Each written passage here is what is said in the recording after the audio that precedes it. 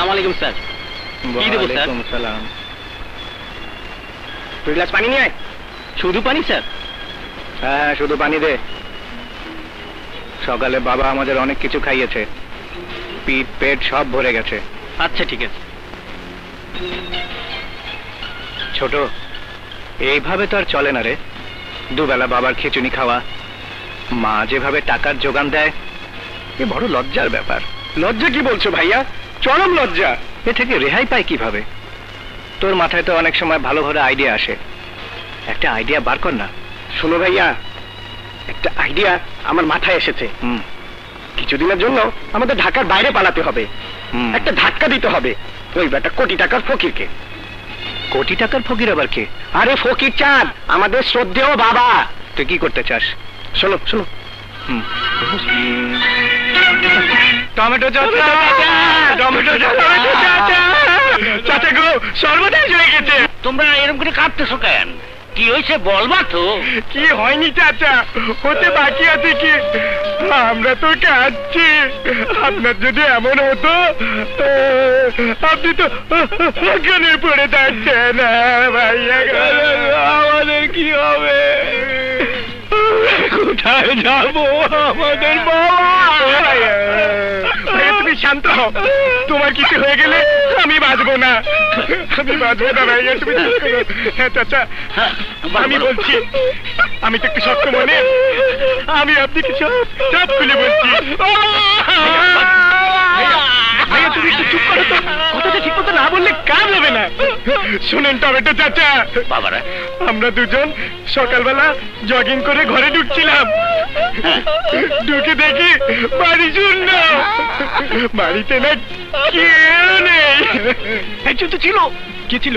কাজের বুয়াটা ছিল। কাজের বুয়াটা ছিল, ওর কাছে শুনলাম আমরা সকালে দুজন জগিং করতে যাবার পর বাবা হার্ট অ্যাটাক করেছেন, আর মা সবাইকে নিয়ে হাসপাতালে গেছেন।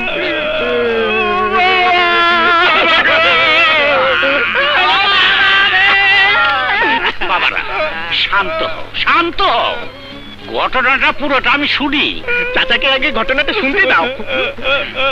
আমরা বাবার অসুস্থতার কথা শুনে 200 মাইল স্পিডে দৌড়ে হাসপাতালে গেলাম। গিয়ে দেখি বাবার মুখে অক্সিজেন মাস্ক লাগানো, আর বাবার চোখ দুটো আমরার মতো উপর দিকে তাকিয়ে আছে। ডাক্তার এসে বলল তোমাকে বাঁচাতে হলে জলদি অপারেশন করতে হবে, 5 লাখ টাকা লাগবে। 2 লাখ টাকা? ও হ্যাঁ, আপাতত 2 লক্ষ টাকা জমা দিতে হবে, কিন্তু টোটাল লাগবে 5 লাখ টাকা। বাড়িতে বাবা কোথায় টাকা রাখে আমরা কেউ জানি না, বাবা কোনোদিন বলেওনি।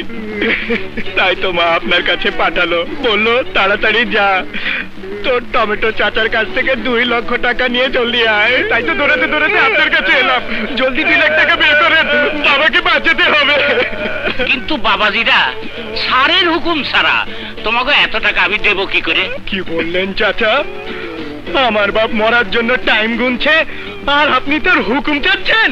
না মানে স্যার বলছেন আমি যদি মরেও যাই হুকুম ছাড়া ওকে একটা পয়সাও দিবা না। সেটা আমাদের ফুর্তির ক্ষেত্রে, এটা ফুর্তি না, বাবার চিকিৎসা।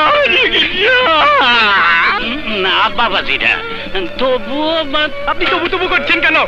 ঠিক আছে, টাকা দেবেন না? বাবার পেটের কাগজ দিন, ওই কাগজে লিখুন, লিখুন, লিখুন। আমি টমেটো মোল্লা লিখিত ভাবে বলছি, আমার স্যার ফকির চাঁদ ব্যাপারী যদি হাসপাতালে মারা যান, তার জন্য আমি দায়ী থাকবো। মানে আবার কি?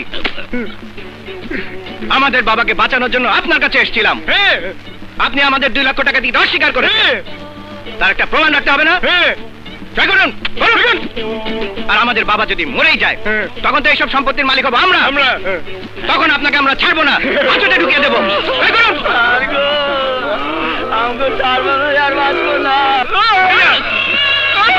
ভাইয়া তুমি শান্ত হো, ভাইয়া প্লিজ, তুমি শান্ত হো ভাইয়া।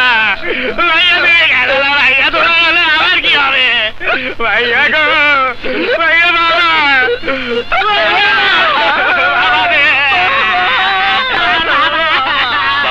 বাবারা লজ্জা